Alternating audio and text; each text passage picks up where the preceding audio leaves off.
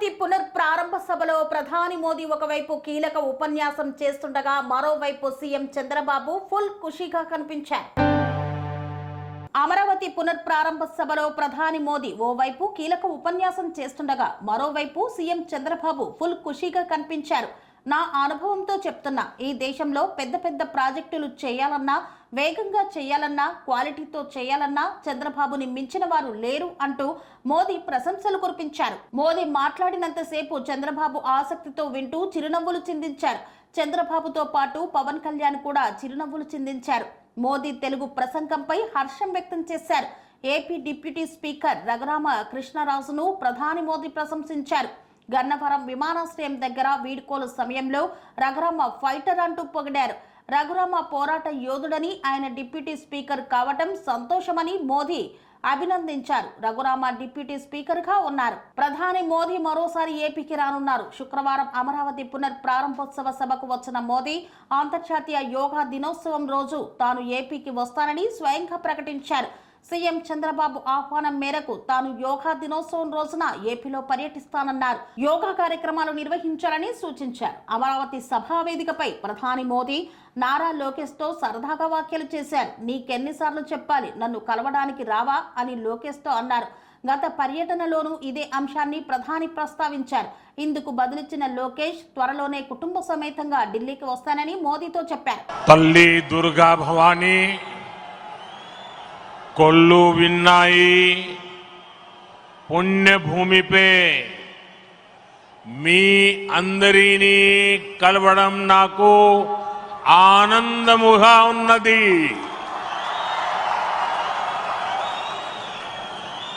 आंध्र प्रदेश के राज्यपाल सैयद अब्दुल नजीर जी, मुख्यमंत्री मेरे मित्र श्री चंद्रबाबू नायडू जी, केंद्रीय कैबिनेट के मेरे सहयोगी मंत्रीगण, डिप्टी सीएम ऊर्जावान पवन कल्याण जी,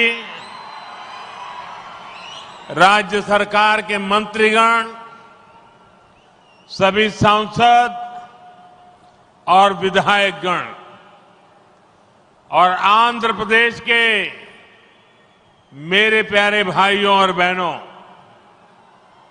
आंध्र प्रदेश गवर्नर सैयद अब्दुल नजीर गारू, मुख्यमंत्री ना मित्रुलु चंद्रबाबु नायडू गारू, కేంద్ర మంత్రివర్గంలో నా సహచర మంత్రులు, డిప్యూటీ ముఖ్యమంత్రి శక్తివంతుడు పవన్ కళ్యాణ్ గారు, రాష్ట్ర మంత్రులు, ఎంపీలు, ఎమ్మెల్యేలు మరియు ఆంధ్రప్రదేశ్ రాష్ట్రానికి చెందిన నా ప్రియమైన సోదర సోదరీమణులారా, आज जब मैं इस अमरावती की पुण्य भूमि पर खड़ा हूं तो मुझे केवल एक शहर नहीं दिख रहा, मुझे एक सपना सच होते दिख रहा है। एक नया अमरावती, एक नया आंध्र। अमरावती वो धरती है जहां परंपरा और प्रगति दोनों साथ चलते हैं, जहां बौद्ध विरासत की शांति भी है और विकसित भारत के निर्माण की ऊर्जा भी है। आज यहां करीब 60,000 करोड़ रुपए के प्रोजेक्ट का शिलान्यास और लोकार्पण किया गया है।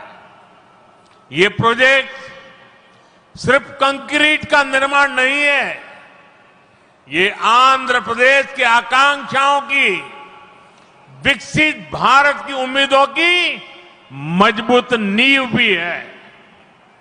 मैं भगवान वीरभद्र, भगवान अमरलिंगेश्वर और तिरुपति बालाजी के चरणों में प्रणाम करते हुए आंध्र प्रदेश की सम्मानित जनता को बहुत बहुत बधाई देता हूं। मुख्यमंत्री चंद्रबाबू नायडू गारू और पवन कल्याण जी को भी मैं बहुत बहुत शुभकामनाएं देता हूं। అమరావతి అనే పుణ్యభూమిపై ఈరోజు నేను నిలబడి ఉన్నప్పుడు నాకు కనిపిస్తున్నది ఒక నగరం మాత్రమే కాదు. నాకు ఒక కల నిజమవుతుంది అన్న భావన కలుగుతుంది. ఒక కొత్త అమరావతి, ఒక కొత్త ఆంధ్రప్రదేశ్. అమరావతి అంటే సాంప్రదాయం మరియు పురోగతి కలిసి నడిచే భూమి. ఇక్కడ బౌద్ధ వారసత్వం యొక్క శాంతి ఉంది. అలాగే వికసిత భారతదేశాన్ని నిర్మించుకోగలిగిన శక్తి కూడా ఉంది. ఇవాళ సుమారు 60,000 కోట్ల రూపాయలు విలువైన ప్రాజెక్టులకి శంకుస్థాపనలు మరియు ప్రారంభోత్సవ కార్యక్రమాలు చేస్తున్నాం. ఇవి కేవలం కాంక్రీట్ నిర్మాణాలు మాత్రమే కావు. ఇవి ఆంధ్రప్రదేశ్ ఆశలకు మరియు వికసిత భారతదేశ ఆశయాలకు ఒక బలమైన పునాది వేయబోతుంది. నేను వీరభద్ర స్వామికి, అమరలింగేశ్వర స్వామికి మరియు తిరుపతి వెంకన్న స్వామికి వారి పాదాలకి నమస్కరిస్తూ ఆంధ్రప్రదేశ్ ప్రజలకు హృదయపూర్వక శుభాకాంక్షలు తెలియజేసుకుంటున్నాను. అలానే ముఖ్యమంత్రి చంద్రబాబు నాయుడు గారికి, పవన్ కళ్యాణ్ గారికి నా ప్రత్యేక శుభాకాంక్షలు తెలియజేస్తున్నాను. साथियों, हम सब जानते हैं इंद्रलोक की राजधानी का नाम अमरावती था और अब अमरावती आंध्र प्रदेश की राजधानी है। ये सिर्फ संयोग नहीं है, ये स्वर्ण आंध्रा के निर्माण का भी शुभ संकेत है। स्वर्ण आंध्रा विकसित भारत की राह को मजबूत करेगा और अमरावती स्वर्ण आंध्रा के विजन को ऊर्जा देगी। अमरावती केवलम ओक नगरम कादु, अमरावती ओक शक्ति आंध्र प्रदेश नु आधुनिक प्रदेश का मार्चे शक्ति, आंध्र प्रदेश नु अधुनातन प्रदेश गा मार्चे शक्ति। మిత్రులారా, ఇంద్రుడు తాలూకా రాజధాని పేరు అమరావతి అని మన అందరికీ కూడా తెలుసు. ఇప్పుడు అమరావతి మన ఆంధ్రప్రదేశ్ రాష్ట్రానికి రాజధానిగా నిలిచింది.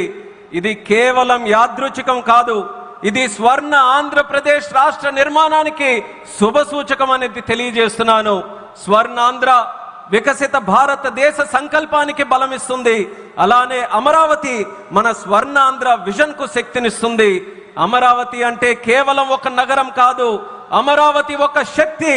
ఆంధ్రప్రదేశ్ కు ఆధునిక ఆంధ్రప్రదేశ్ గా, అధునాతన ఆంధ్రప్రదేశ్ గా మార్చే శక్తి అని తెలియజేస్తున్నాను.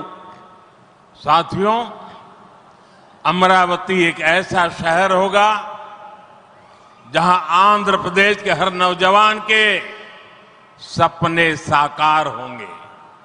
Information technology, artificial intelligence, green energy, clean industry, शिक्षा और स्वास्थ्य, आने वाले कुछ सालों में इन सारे सेक्टर्स में अमरावती एक लीडिंग सिटी बनकर खड़ा होगा। इन सारे सेक्टर्स के लिए जो भी इंफ्रास्ट्रक्चर जरूरी होगा, केंद्र सरकार उसे रिकॉर्ड स्पीड से पूरा करने में राज्य सरकार की पूरी मदद कर रही है। మిత్రులారా, అమరావతి అనేది ప్రతి ఆంధ్ర యువకుడి కలలు నిజమయ్యే నగరంగా తయారవబోతుంది. Information technology, artificial intelligence, green energy, clean industries, విద్య, ఆరోగ్య రంగాల్లో రానున్న రోజుల్లో అమరావతి దేశంలోనే ప్రధాన నగరంగా నిలవబోతుంది. ఈ రంగాల కోసం అవసరమైన మౌలిక వసతులు నిర్మించడానికి కేంద్ర ప్రభుత్వం రికార్డు స్పీడ్తో పనులు పూర్తి చేయడానికి రాష్ట్ర ప్రభుత్వానికి సంపూర్ణ సహకారం అందించబోతుందని తెలియజేస్తున్నాను. अभी हमारे चंद्रबाबू जी टेक्नोलॉजी को लेकर के मेरी भारी तारीफ कर रहे थे, लेकिन मैं आज एक रहस्य बता देता हूं।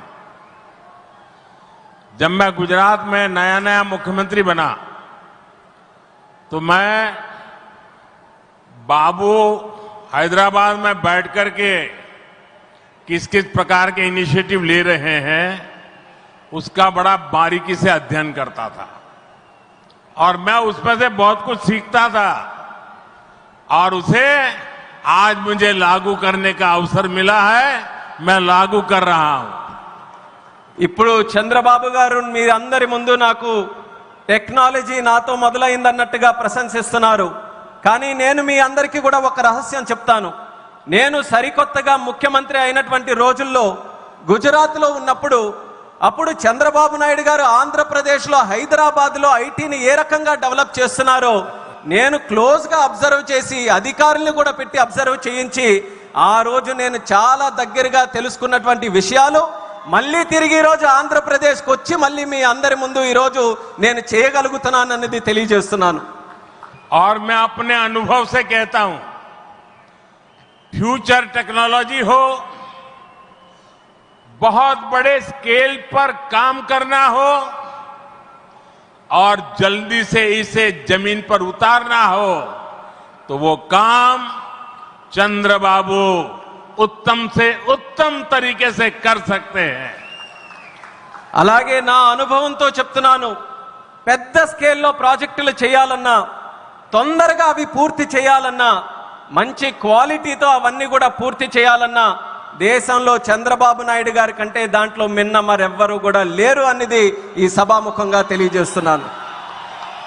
साथियों, 2015 में मुझे प्रजा राजधानी का शिलान्यास करने का अवसर मिला था.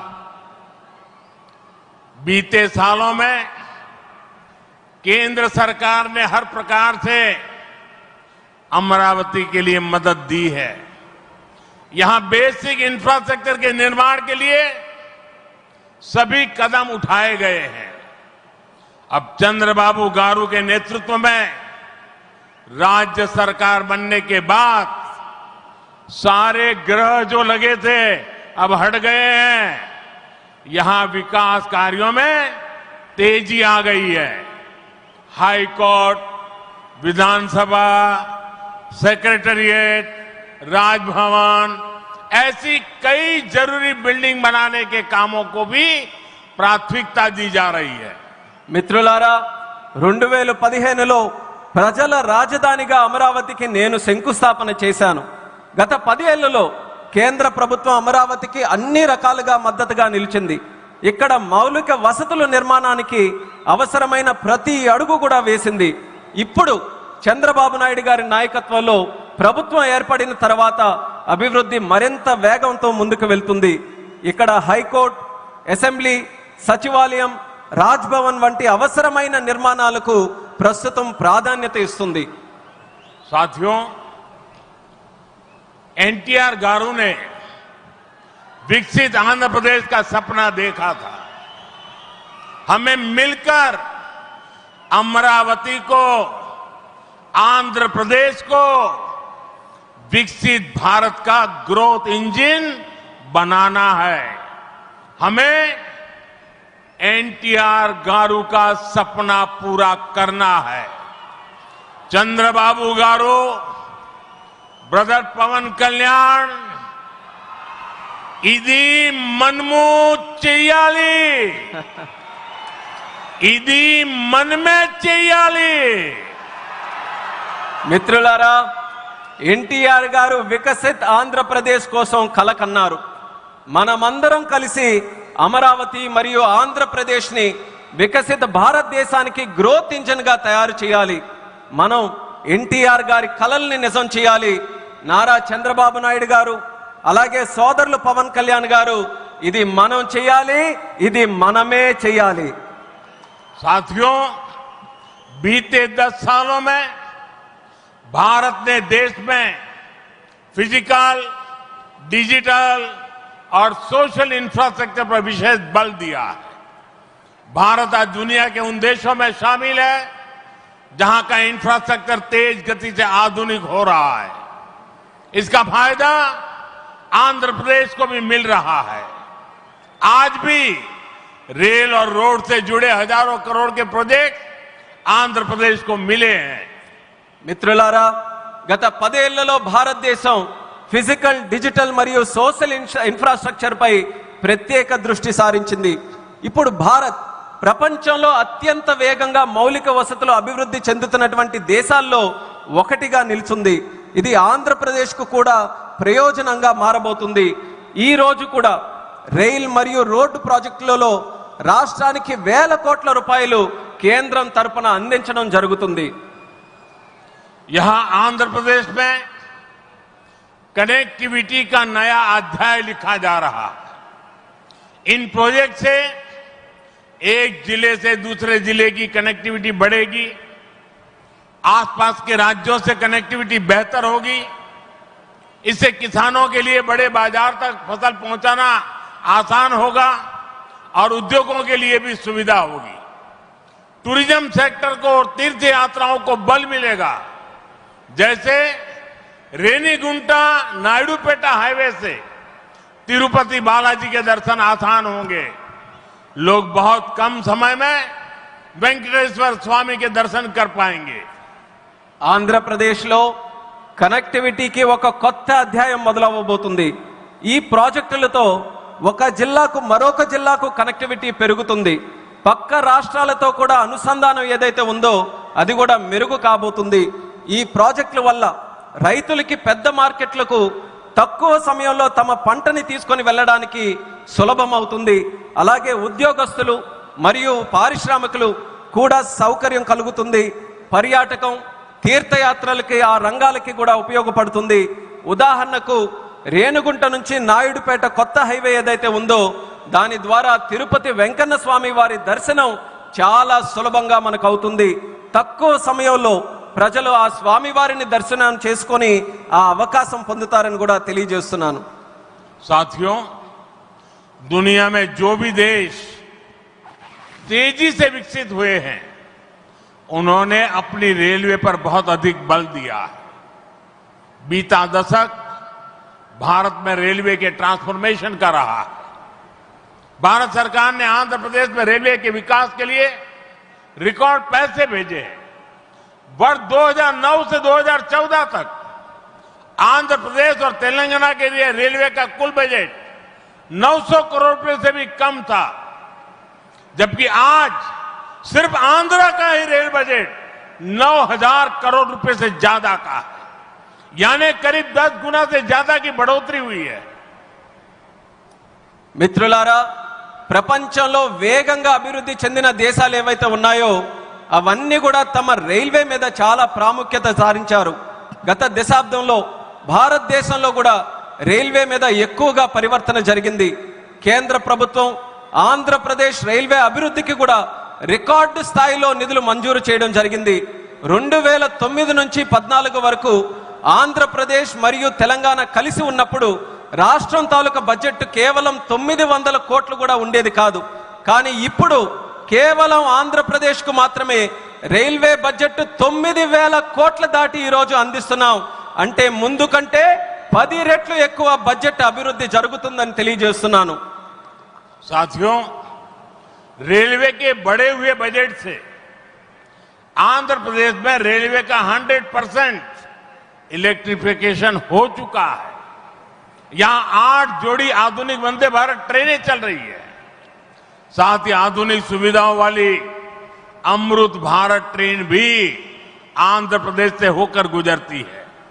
बीते 10 साल में आंध्र प्रदेश में 750 से अधिक रेल फ्लाईओवर और अंडरपास बनाए गए हैं.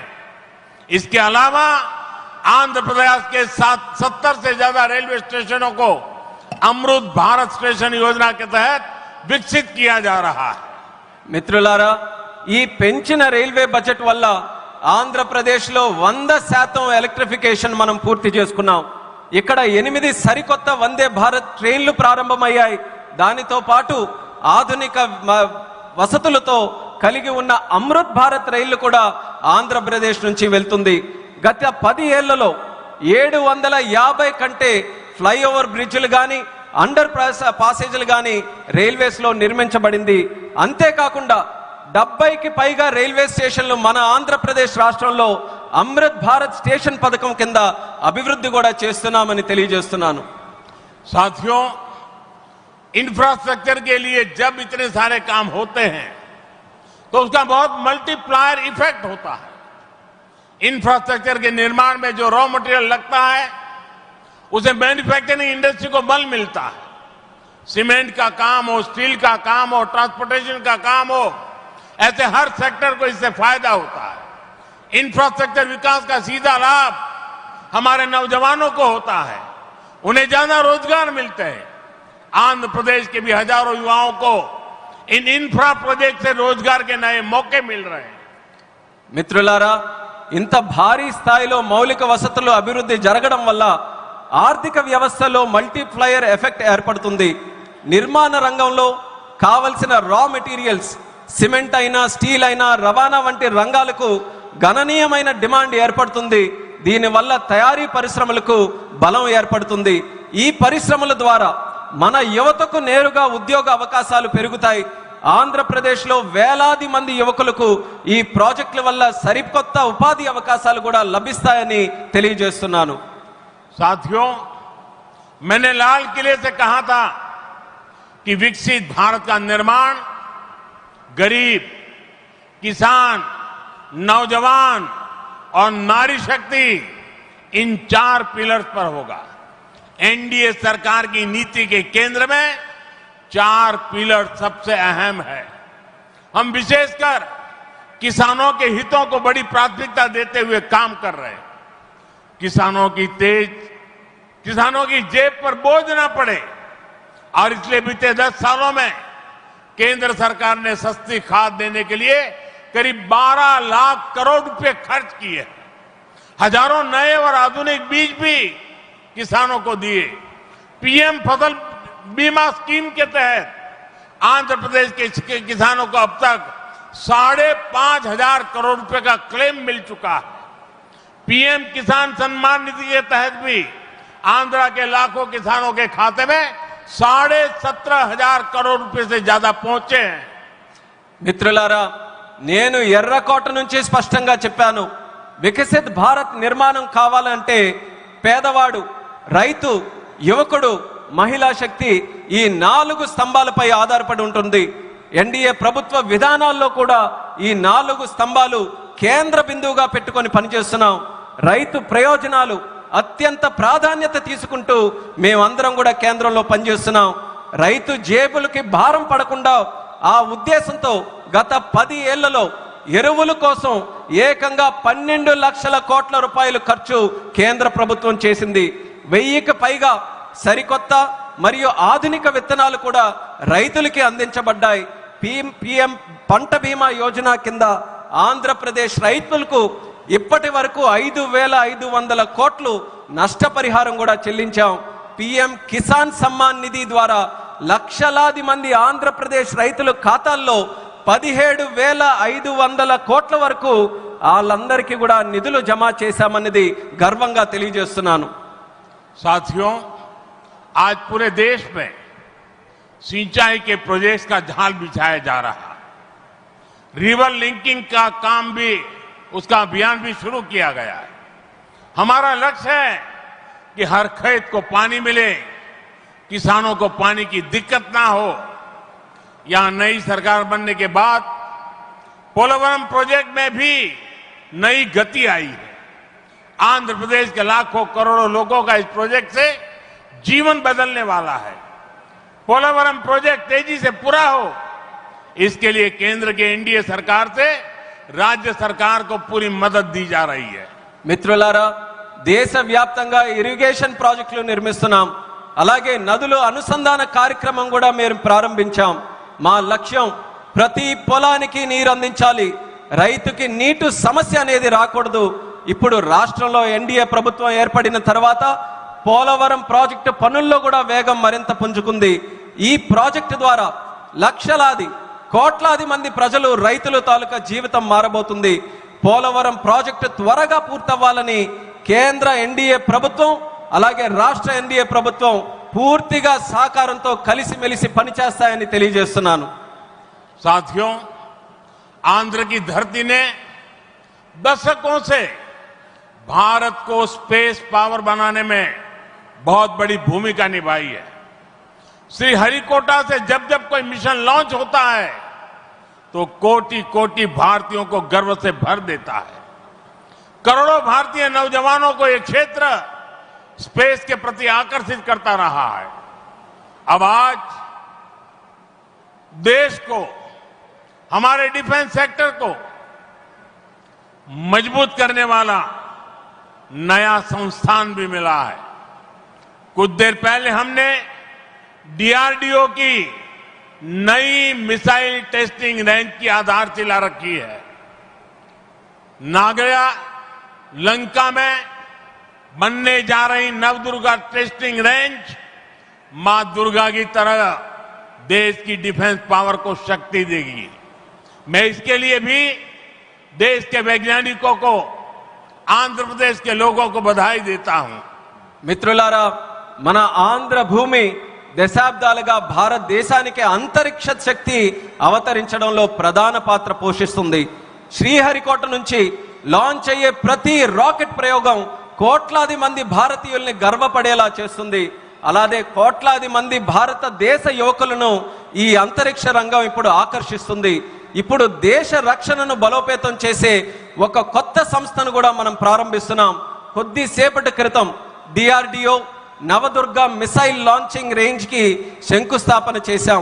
నాగాయలంకలో నిర్మించబోయే ఈ కేంద్రం మన కనకదుర్గమ్మల దేశ రక్షణకు శక్తిని నిరంతరం కూడా ఇస్తుంది. ఇందుకు శాస్త్రవేత్తలకు, ఆంధ్ర రాష్ట్ర ప్రజలకు హృదయపూర్వకమైనటువంటి అభినందనలు నేను తెలియజేస్తున్నాను. साथियों, आज भारत की ताकत सिर्फ हमारे हथियार ही नहीं है, बल्कि हमारी एकता भी है। एकता का यही भाव हमारे एकता मॉल्स में मजबूत होता है। देश के अनेकों शहरों में एकता मॉल्स बनाए जा रहे हैं। मुझे खुशी है कि विशाखापट्टनम में भी एकता मॉल बनेगा। इस एकता मॉल में देश भर के कारीगरों, हस्तशिल्पियों के बड़े प्रोडक्ट एक ही छत के नीचे मिलेंगे। ये भारत की डायवर्सिटी से सबको जोड़ेगा। एकता मॉल से लोकल इकोनॉमी को भी गति मिलेगी और एक भारत श्रेष्ठ भारत की भावना की भी और अधिक मजबूत होगी। మిత్రులారా, ఈ రోజు భారత్ యొక్క శక్తి కేవలం ఆయుధాల్లోనే లేదు, మన ఐక్యతలో కూడా ఉంటుంది. ఈ ఐక్యత భావమే మన ఏక్తా మాల్స్ కు మరింత బలోపేతం చేస్తుంది. దేశంలో అనేక నగరాల్లో ఈ మాల్స్ ని మనం నిర్మించబోతున్నాం.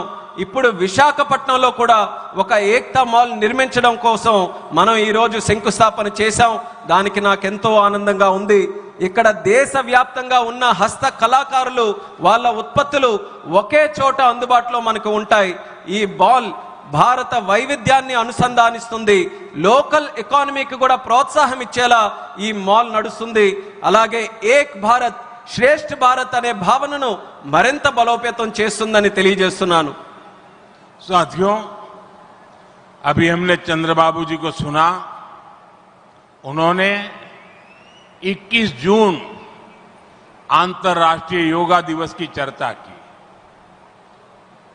मैं चंद्रबाबू का, आंध्र की सरकार का और आंध्र के लोगों का आभारी हूं कि आपने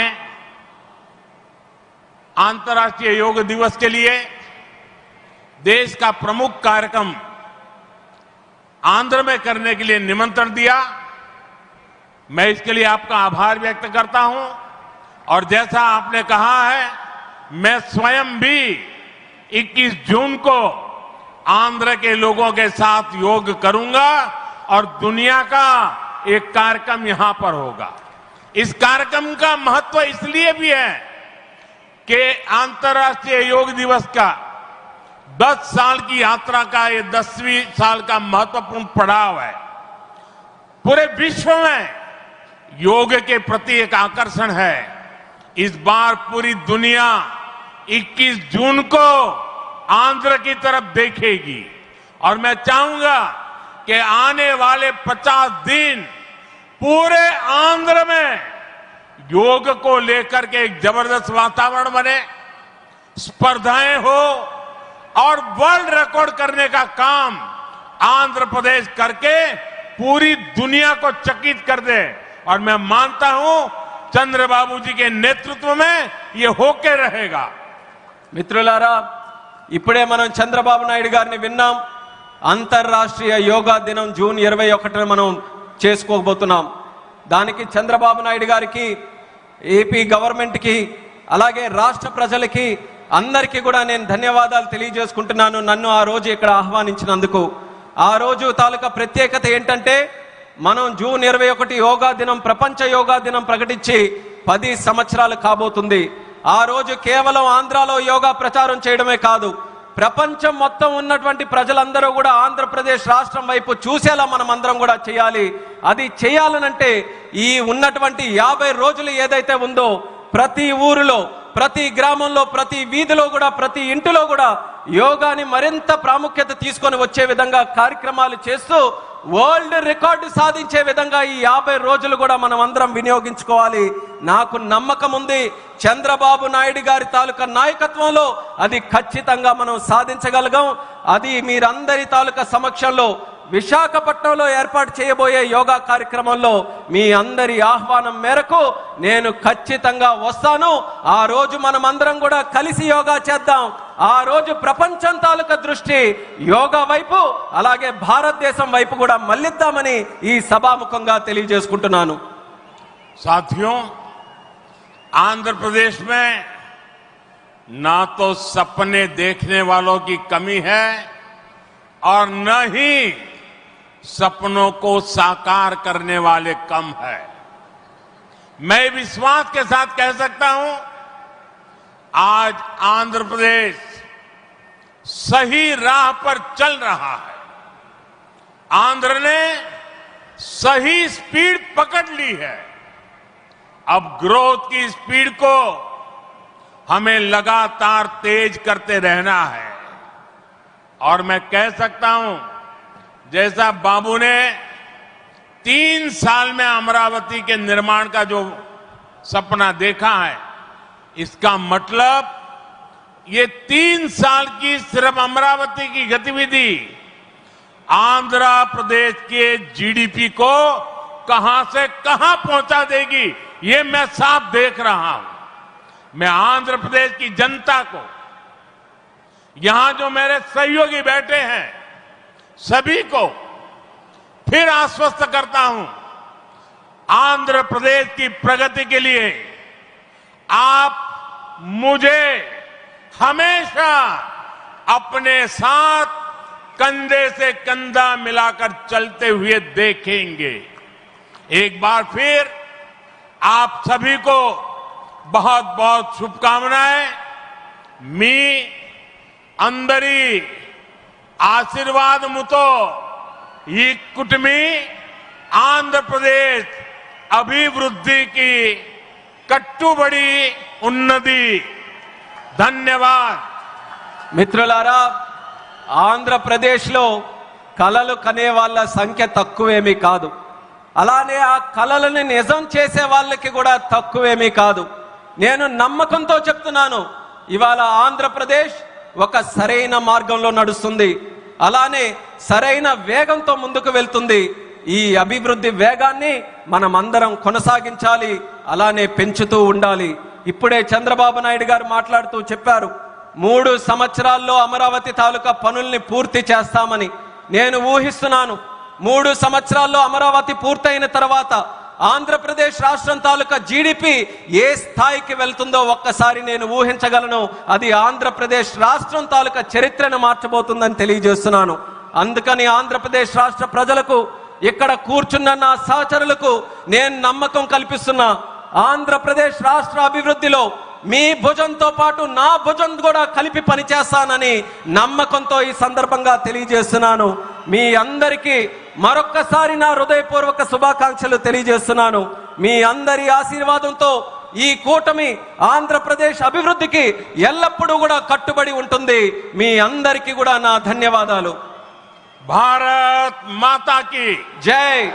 भारत माता की जय, भारत माता की जय, वंदे मातरम, वंदे मातरम, वंदे मातरम, वंदे मातरम, वंदे मातरम, वंदे मातरम, वंदे मातरम, वंदे मातरम.